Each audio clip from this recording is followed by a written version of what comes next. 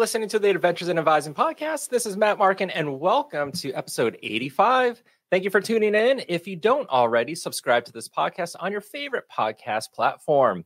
On today's episode, our special guest is Alex Kunkle from Nevada State University. Alex started in academic advising as a peer advisor back in 2007, and following graduation was hired as a full-time advisor at Western Oregon University. Through several years at his alma mater, Alex accepted a position at Nevada State University, formerly Nevada State College, in 2017. Alex is the director of academic advising at Nevada State, overseeing the Centralized Academic Advising Center. Alex has been actively involved in NACADA since 2012, giving his first presentation at the Region 8 conference in Portland, Oregon. Since then, Alex has delivered over 24 regional, annual, and international presentations and has written several publications for Academic Advising Today. Additionally, Alex has served on a number of regional and association level committees, chaired the Probation Dismissal Reinstatement Interest Group, the Global Awards Committee, and the Annual Conference Advisory Board, and chaired 2 NACADA conferences. Alex was a participant in the Emerging Leaders Program and subsequently also served as a mentor. Alex was awarded the New Advisor of the Year Award in 2013 and the Outstanding Advising Administrator Award in 2022. Alex will begin his term as the Administrative Division Rep and on the NACADA Council following the annual conference in Orlando 2023. Alex, welcome to the podcast. Thanks, Matt. Glad to be here. Now, listeners just got to hear your bio, and I know there will be a lot to chat about, but can you go a little bit more into your journey into higher ed and where you are currently at? Yeah, of course. My journey in higher ed really started in the way that it starts for a lot of people, which is I just kind of fell into it. When I was pursuing my undergraduate degree, I originally was planning on becoming a high school history teacher, and I was pursuing that for the first couple of years. At the time, I had a roommate who worked in academic advising, and they suddenly had a departure of several student workers. And so she recommended me to her boss at the time, and I went in for an interview and was hired as a student worker. And it was actually once I got into academic advising as a peer advisor that I started to realize that my journey was more suited for higher education than the traditional K-12 environment. And so I changed my major, pursued an alternative degree. Actually, I got 2 bachelor's degrees, one in communication studies and the second in social science.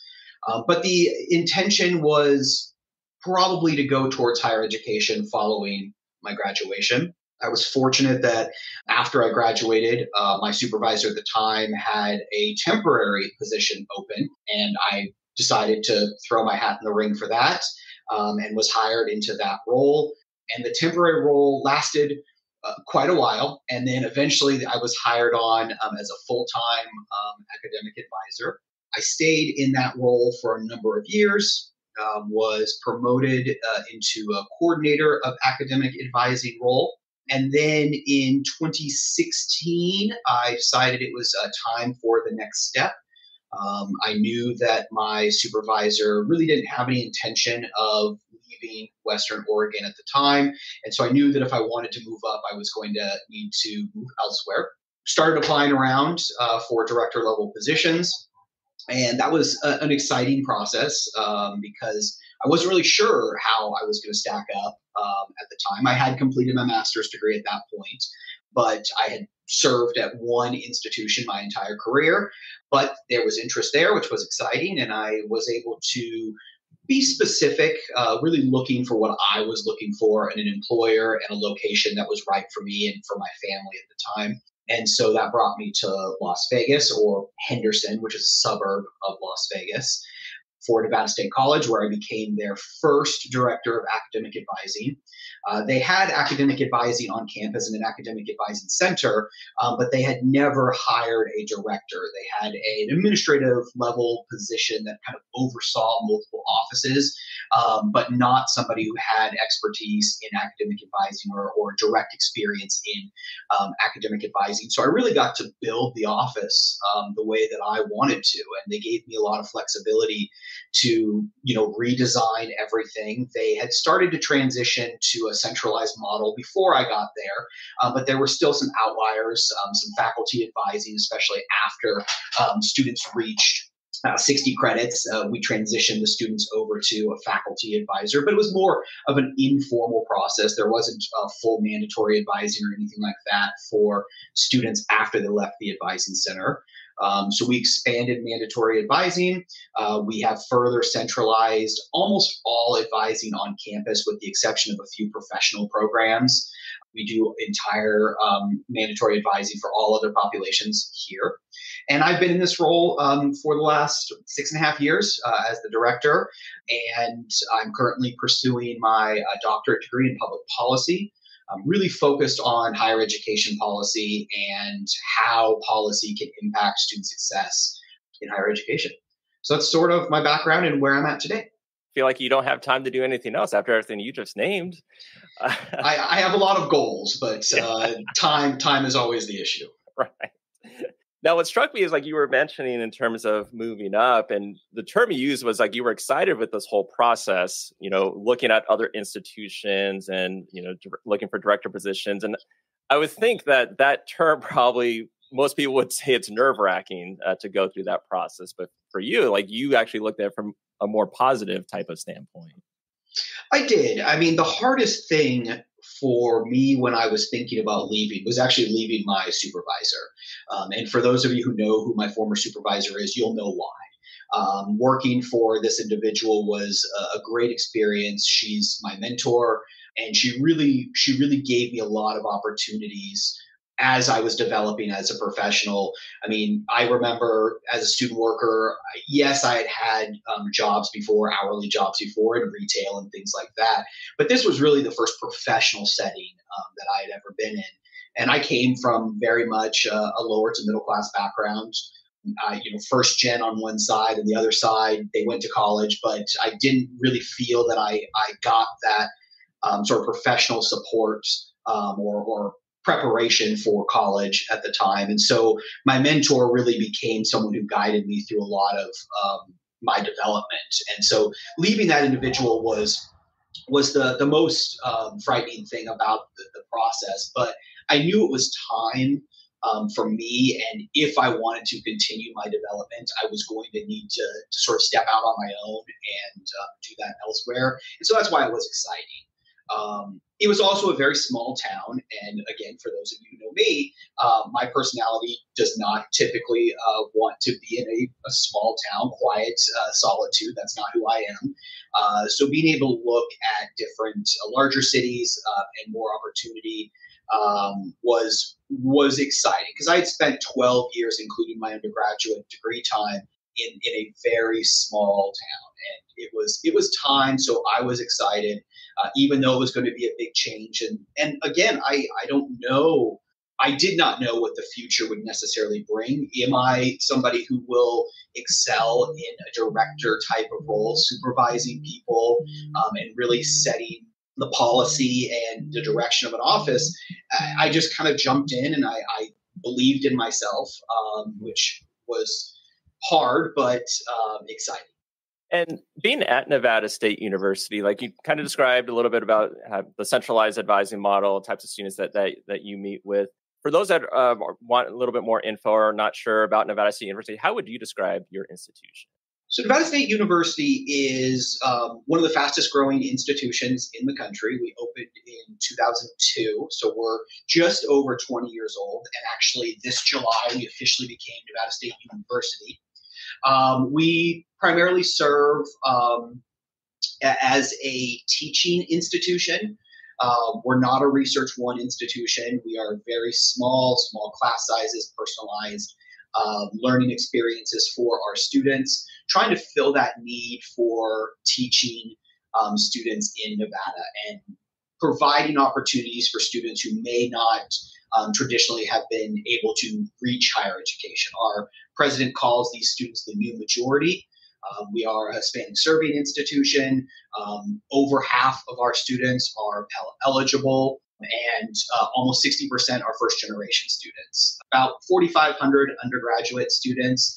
We only offer currently one master's program, but it really has been the focus to provide that opportunity to students and still maintain that sort of personalized learning experience that not all Research One institutions are able to provide to students, and just a different experience that some students may be looking for rather than going to a larger R1 institution.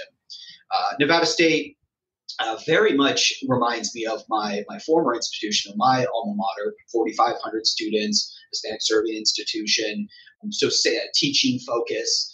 So sort of the same experience. So it made that transition for me a little easier in that it was the same type of institution. I wasn't going from a 4-year to a community college or a 4-year to a large R1. But Nevada State really is a place that, and I know that all institutions say this, but it really is a place for the students that their number one priority is the students. And so when I come up with a new policy or a new idea and it's going to benefit students, there is a lot of support from the institution to make that happen. And that's the kind of place that Nevada State is.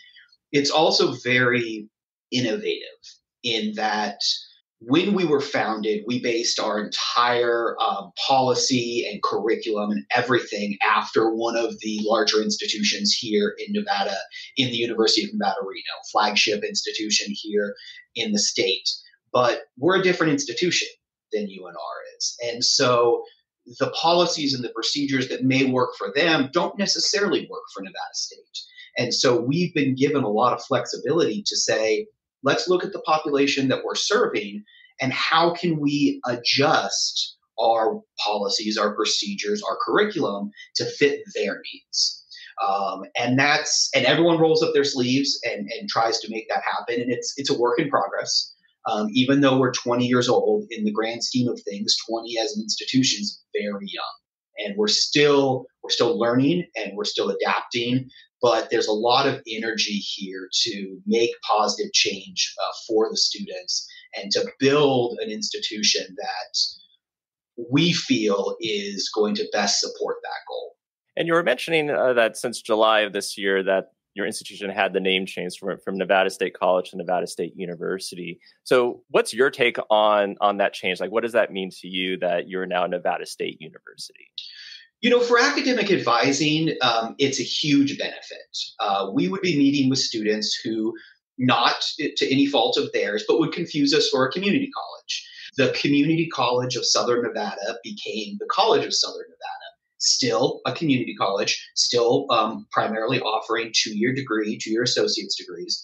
And Nevada State College had always been a 4-year institution offering bachelor's degrees. But there was, just through name, a natural confusion between the two, especially when you have two other universities in the state that are more well-known, the University of Nevada, Reno and the University of Nevada, Las Vegas.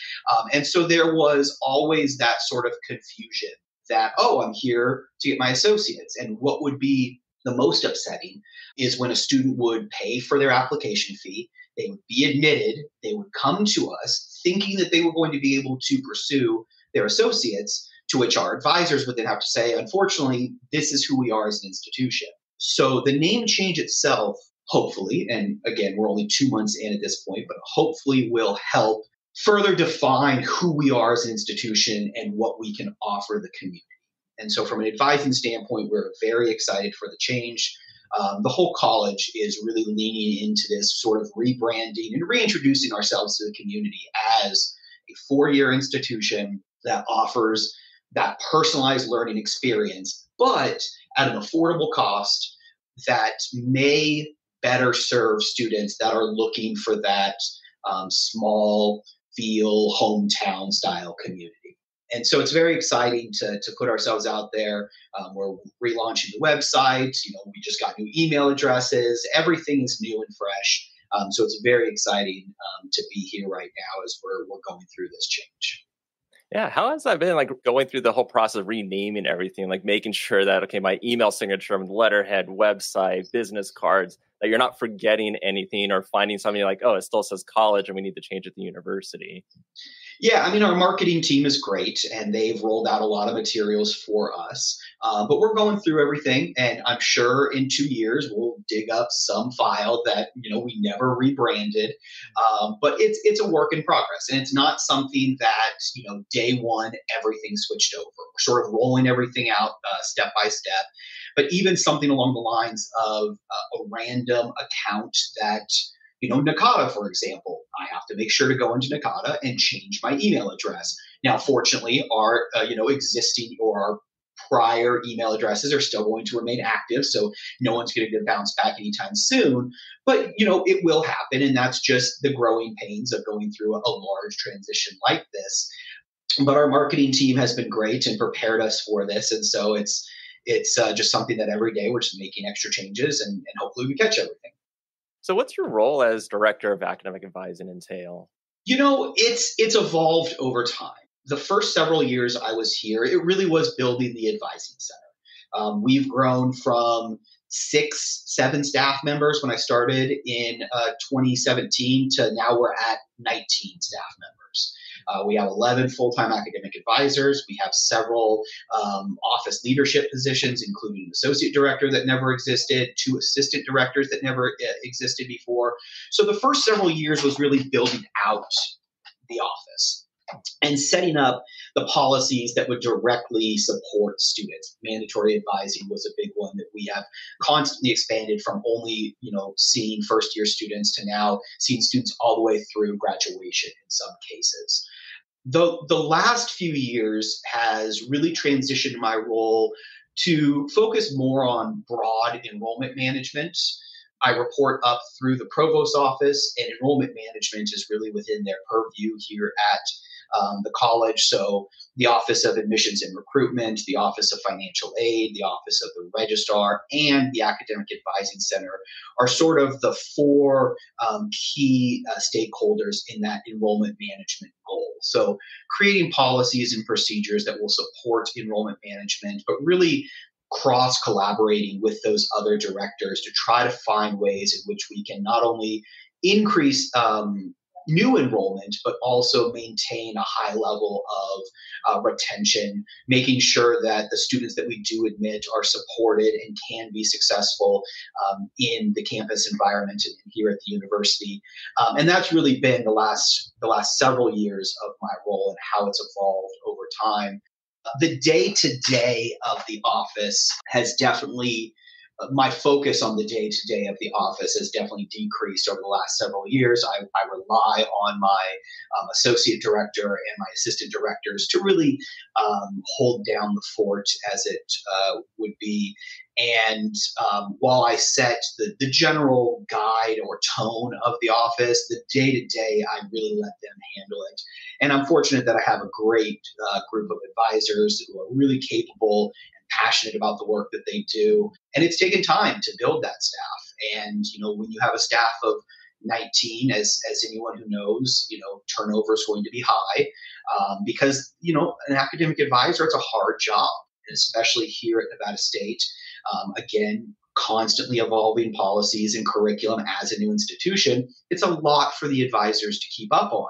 But we're finally at a place in which our team is solid, and I'm really excited about the future of the office and sort of who we have in these key roles that will really be there to support the students. And so I trust my team to sort of, manage that day to day so I can focus on some of the larger university needs and how we can continue to build Nevada State.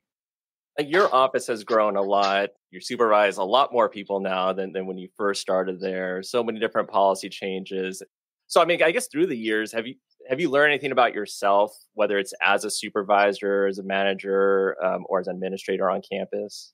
Yeah. The biggest learning experience that I have, and it's one that I still have to fight sort of my inner demons, I guess I'll say, is I need to slow down. And that's a big tip that I would give any new director is think, be patient, and really reflect on or dissect every aspect of a decision before you rush into it. And I've made a lot of those decisions that I've said, this is what's best. and let's move forward with it. And then, in hindsight or retrospect, it's been, okay, well, maybe we could have done that differently. Maybe if we, looked at it from a different angle or brought in different stakeholders, the outcome may have been different, maybe positive, maybe negative. But I think my biggest challenge has always been to slow down and not just push everything forward.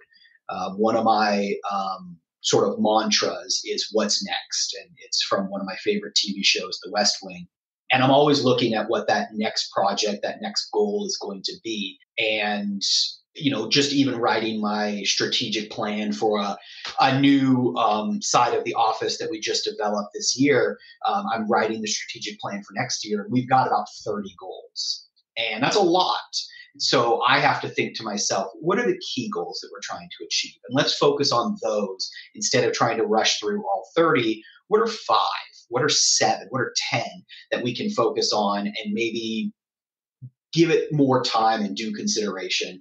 And that still is a challenge of mine, but one that I've learned over the last 6 years, patience and just slow down a bit more. Yeah, definitely a work in progress. Yes. So within your office, talking about the centralized advising model, was that similar to like your previous institution in Oregon or totally separate? It was different in Oregon. So when I was at the Academic Advising Center at Western, we were basically an exploratory and core curriculum advising center, although we were also known as the fixers when a campus department would be struggling with advising at the faculty level. We would sort of try to create some structure and maybe advise students for a period of time. Maybe they had some faculty turnover and they just couldn't support their large student caseload. We would step in and help until they stabilized or maybe create a new process for them. But the focus really there was sort of that exploratory student and advising the general education requirements of the institution. So when I came to Nevada State, while there was a faculty advising component, the goal was still for at least the professional staff to centralize as much as possible. So a few years after I got here, we absorbed one of the schools here, the School of Liberal Arts and Sciences, and took on all of their advising and centralized that. And just this year, we have done the same with our School of Education. So other than our admitted nursing students, everything at this point is centralized, which obviously there's pros and cons to that. I fundamentally believe in the power of faculty advising and the role that faculty can serve students in a way that professional advisors simply can't. We don't have the expertise in the field to be able to talk about what faculty know and what they've experienced in their careers. I can talk about the curriculum for nursing, but I've never been a nurse, and the faculty have that expertise and experience. So even though we're centralizing advising, how can we make sure that faculty still play a key role in the student experience and maintain that connection with faculty in one way or another? And that's been sort of the big focus as we continue to centralize is, yes, there are benefits like, unified training, direct supervision that we can provide every day versus, sometimes it's a 9-month contract for faculty, or sometimes it reports up to the dean, sometimes it reports to a department head. There's a consistency with centralized advising, but making sure that the faculty stay in that key role is something that we still strive for here and try to keep those connections between the students and the faculty, but also the advisors and the faculty. We want to keep those relationships strong. So it was different coming in here, but there was the appetite to centralize. So there wasn't a lot of resistance, a lot of support from the administration and the faculty as well to move in this direction, which made that sort of transition much easier. Nice. Do you feel like students have a pretty good idea now that you have pretty much meet with pretty much most of the students now in the centralized model, that there's really no confusion where a student knows where to go and there can be a handoff to faculty in certain situations? Yeah, I mean, I do. And we work with students from the very beginning. Like we are there at orientation, we are getting to know them. And again, the goal of the institution is really that personalized experience. So we want the student to know we are your advisor and we are your first point of contact. No matter what you need, give us a call. Come and see us. We're here for you. And because we have such a robust advising team, students can get in basically when they need to. They don't have long waits. I mean, obviously, peak advising is a challenge for any advising office, but they can get in and see us whenever they need us. And so they know that we're here for them. And we know through time, and this has been, a goal of mine, and actually I've relied on my current assistant director to really forge a lot of these relationships with faculty. So we do have those key points of contact, and we can say, oh, you want to go talk to Dr. Such and such, and they will be able to help you with X, Y, and Z. And having those key relationships and faculty that really do lean into that sort of mentorship role has helped. And it just makes the student experience better. It's that warm handoff that we pride ourselves on here, again, with that personalized experience. So students are definitely aware of where to go and who to turn to. And if they don't, we also have a really strong success network platform that's also ran out of our office. So if students are falling off track and faculty are the first ones to see that or catch that, we have a really good referral system, gets them to an advisor, gets them to a success coach, gets them to a counselor, whatever it may be. And so that sort of wraparound service is something that helps with that centralized advising to get them to the key people when it's necessary.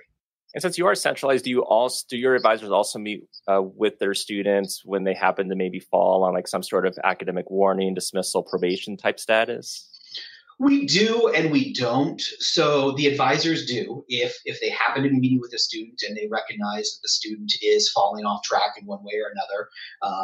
We will intervene and we will have that conversation with them. But we also have a dedicated success team that really monitors that population either through the e-alert system and sort of a proactive or after the fact in a reactive way after grades have been published. We reach out to them. We have mandatory advising with our success team for students who have fallen into academic warning, probation, or suspension to try to correct things and get them back on the right track and keep them at the university.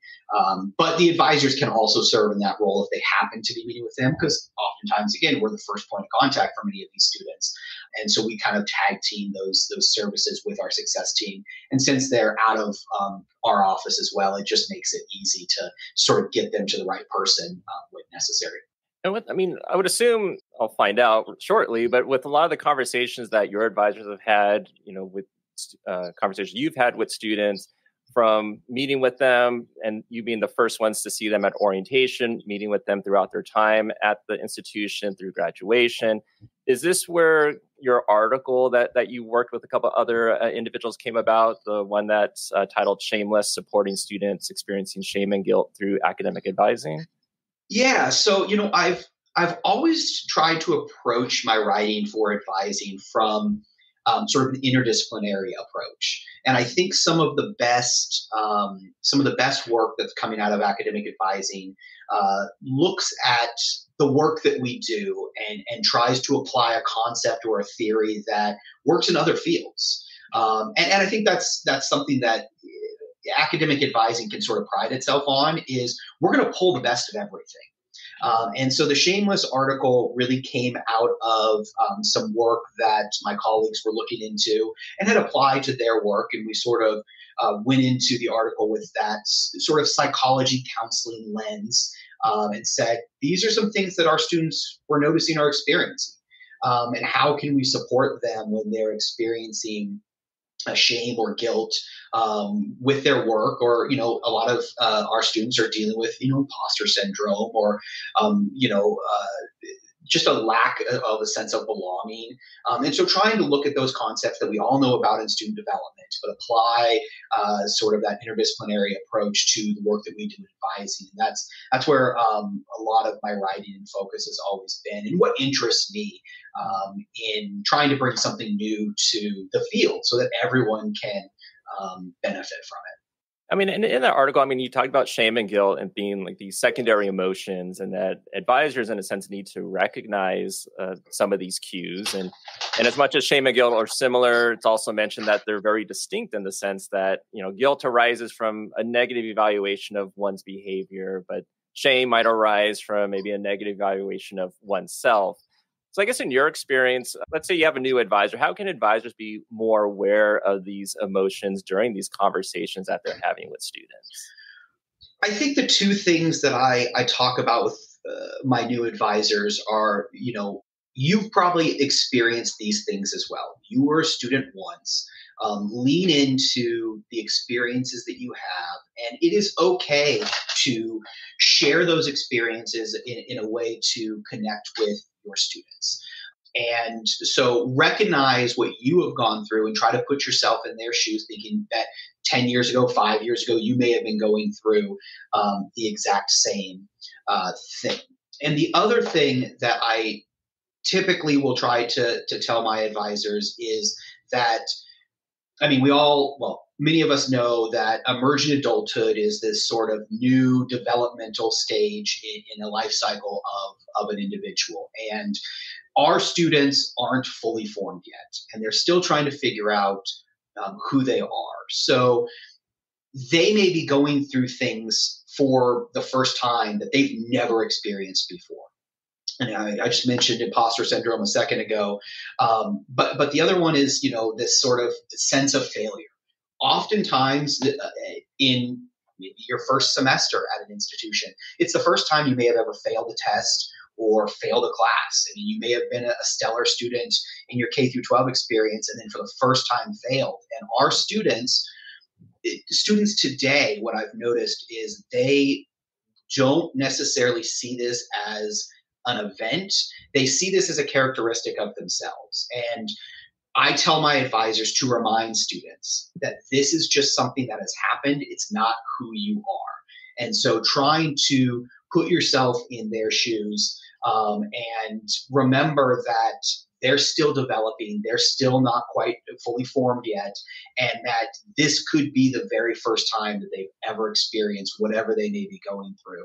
And just to help them through that as much as you can, be, a person that is there for them as much as they need you to be, and form that relationship. And, the stronger the relationship, the stronger the bond that an advisor has with their advisee, the more successful a student will be in the long run. Great advice. And so moving on to maybe going to things you do outside of the institution. In your bio, it talks about, you're very heavily involved within NACADA. What's that journey been like for you? It really goes back to my mentor that I mentioned earlier. She was involved in NACADA and still is very involved in the association.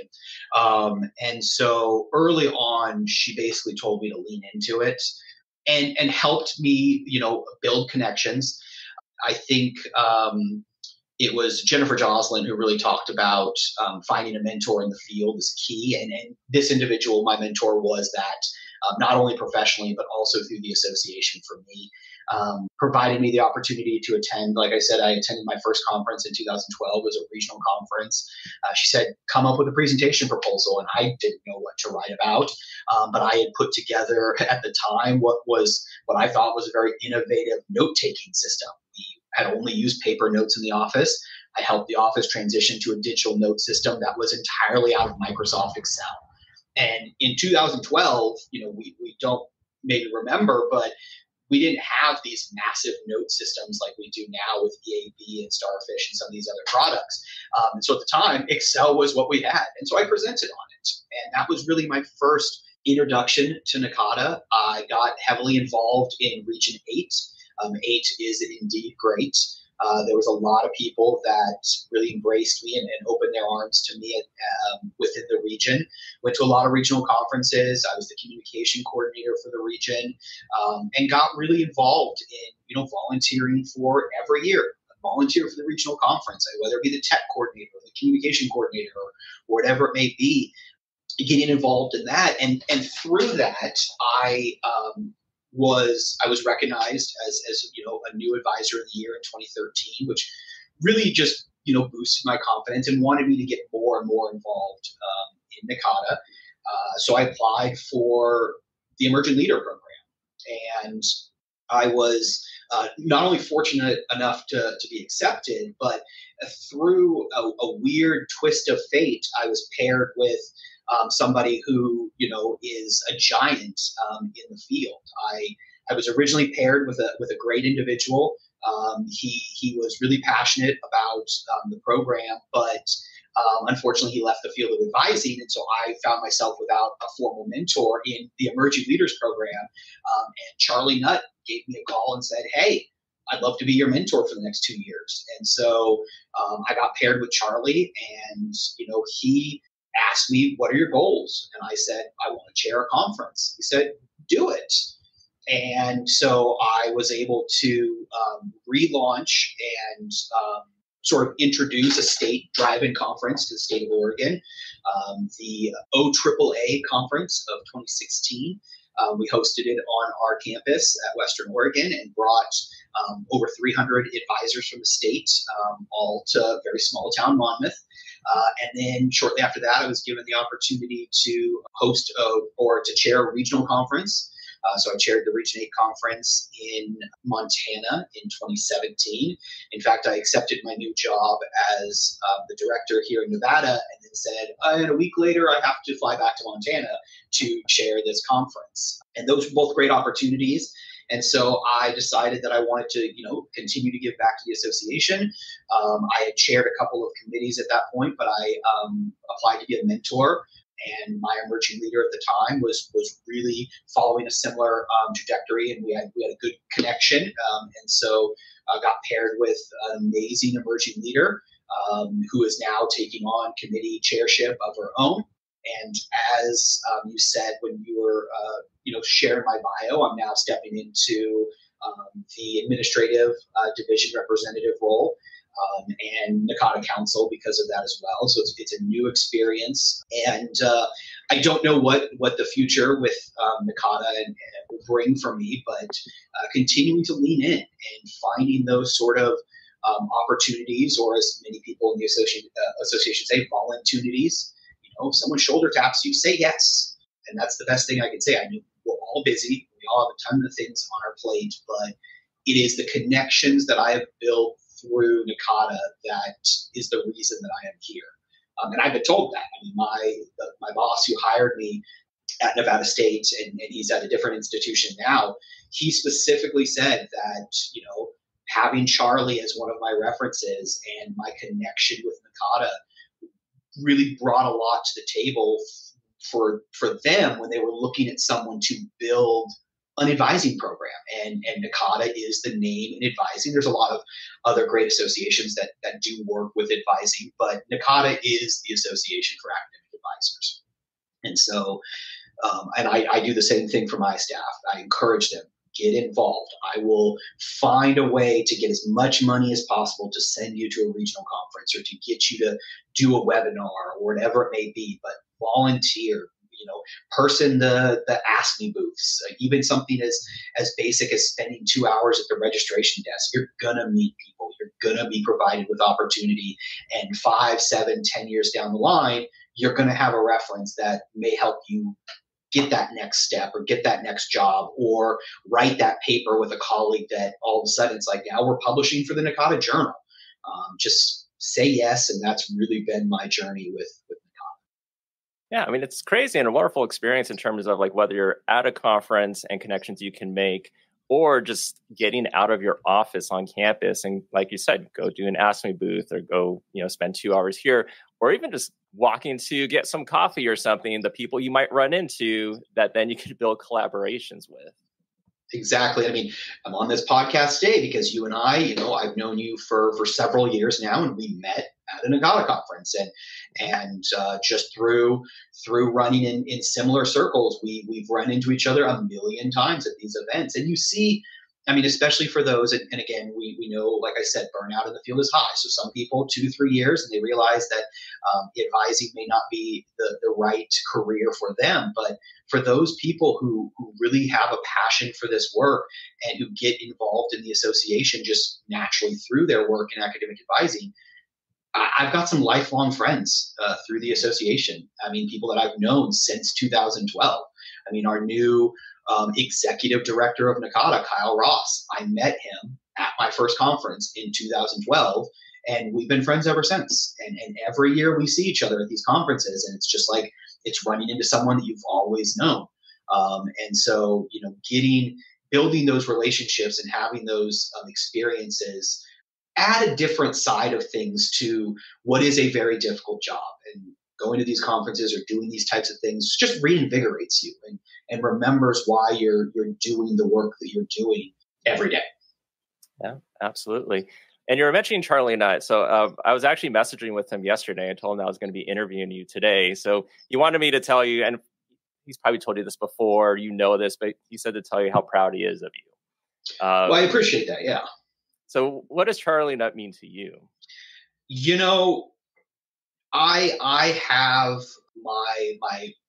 my mentor, my former boss, is still my mentor to this day. But Charlie is Charlie's just something special. And, my mentor, when she helped me develop and was, putting me through the ropes, teaching me all of the things, always talked about, Alex, you can do this, you can do that. And I believed her, and I believed in myself. But when Charlie tells me you can do this, it really is a confidence boost, because so many people look to Charlie as, he is and was NACADA for so long. And so when he tells you, even just that, like what you just said, I appreciate hearing that, because that's what it was with Charlie. He was just always so encouraging and supportive of whatever I wanted to do. He's like, you can do this. And it really helped me lean into things like, chairing a conference. I didn't have event planning experience. I didn't really have budgeting experience, but I'm like, I think I can do this. And it really was because Charlie was just there as a support and someone that I could lean on just to bounce ideas off of as well. Like you said, you were just texting with him. I could text Charlie right now and be like, I don't know what to do here. And he'll just throw, 50 different ideas my way, and I'll just run with 1 or 7 or 50 of them. And so he was always just somebody that was just so warm and inviting and welcoming to me. And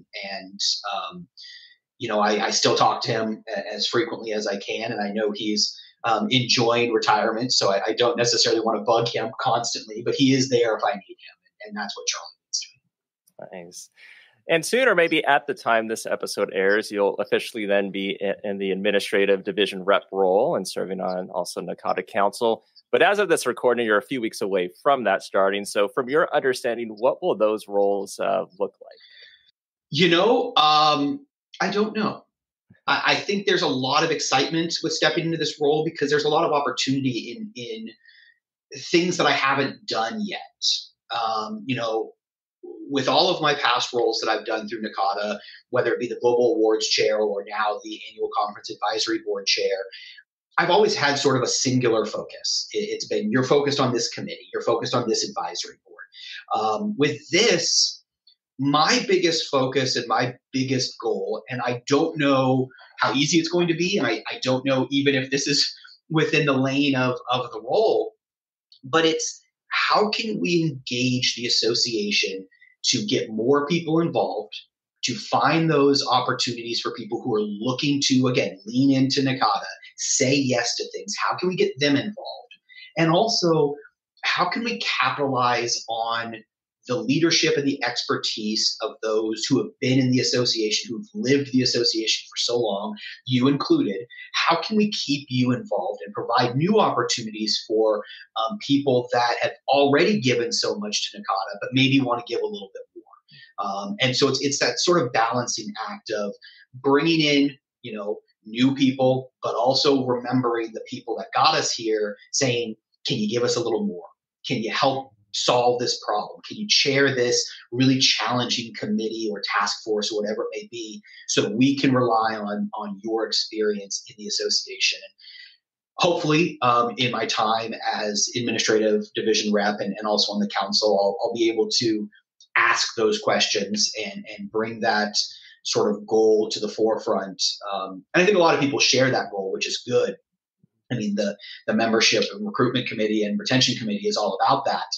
But how can we share that goal together? And that's sort of what I'm most excited about in my upcoming role and over the next few years that I'll be in this position. That sounds good. And as we wind down with this interview, maybe something non-advising or higher ed related. Do I understand correctly that I heard that you're a Raiders fan? I am a Raiders fan. Some people will say it's unfortunate, and sometimes I feel the same way. But I am a lifelong Raiders fan. It's a family thing for me. So my grandfather was in the Navy in Alameda County in the 50s, and so when Oakland got the Raiders in the early 60s, he was all in, and somehow it just stuck with the family. And I've been both blessed and cursed with that over the years. But funny enough, I moved to Las Vegas in 2017, and 2 months after I moved here, they officially announced their move, and I was right on time to sign up for season tickets. And so yes, I have had the privilege of attending several Raiders games here in town, and haven't seen them win a ton, but there's always next year, or maybe this year, but I don't think so. But yes, it is a blessing and a curse that I am a Raiders fan. Yes. Like it's your team. You love going to those games. Awesome. Maybe they'll win at some point down one of these years. I mean, it's like me with baseball and the Padres. I always say next year. So, unfortunately, I have never tasted victory for any of my sporting teams. I am a lifelong Trailblazers fan. I'm a lifelong Seattle Mariners fan, and I'm an Oregon Ducks fan. And so not a lot of winning, at least at the highest level for any of my teams since I've been the fan. So maybe I'm the problem. I don't know. And comic book wise, I heard you're a Batman fan. I am a Batman fan. I appreciate comic books across the board, but I really, I was around comics when I was a kid. My dad kind of collected comics a bit, but actually it wasn't really until I got to college that I found a real passion for comic books. I even took a course or two on the literature behind graphic novels and comics. And when Batman Begins came out in 2005, I was just like, this is awesome. So much so that my very first tattoo, maybe a mistake at the time, but I was 19, was a Batman tattoo. So yeah, I'm a big Batman fan, and actually have just recently rediscovered comic book collecting, and I'm kind of leaning into that as a side hustle and really enjoying the hunt of comic books and comic book culture. Probably my favorite storyline, I think, with Batman had to be in the 90s with Nightfall. I don't think anything can beat that. I just went through my personal collection, and that being some random books that I had from when I was a kid, or that my dad had given me when I was younger. And I'm like, you know what? I'm leaning into the comic collecting. I sent a couple of them in to officially get graded. And so I definitely have sort of the premiere issue of that Nightfall series. And it is prominently displayed in my collection. So very good storyline. And there's so many that I can name. And that's just with Batman. I mean, stepping off to a million other ones. I have a tattoo from the movie The Crow with Brandon Lee. Like I love all kinds of comics, and so it's an exciting time to be a comic book fan, and it gives you something to look forward to in all my free time that, as you know, I don't really have. Right. But Alex, I appreciate you taking time out of your day to do this at least, and I think I've learned a lot more about you, and hopefully listeners too. can gain some insight from a lot of knowledge that you have through your years of experience, especially your time as director, and then also the involvement you have before and still now and continuing in NACADA. So Alex, thank you so much for being on the podcast today. Thanks, Matt. I appreciate it.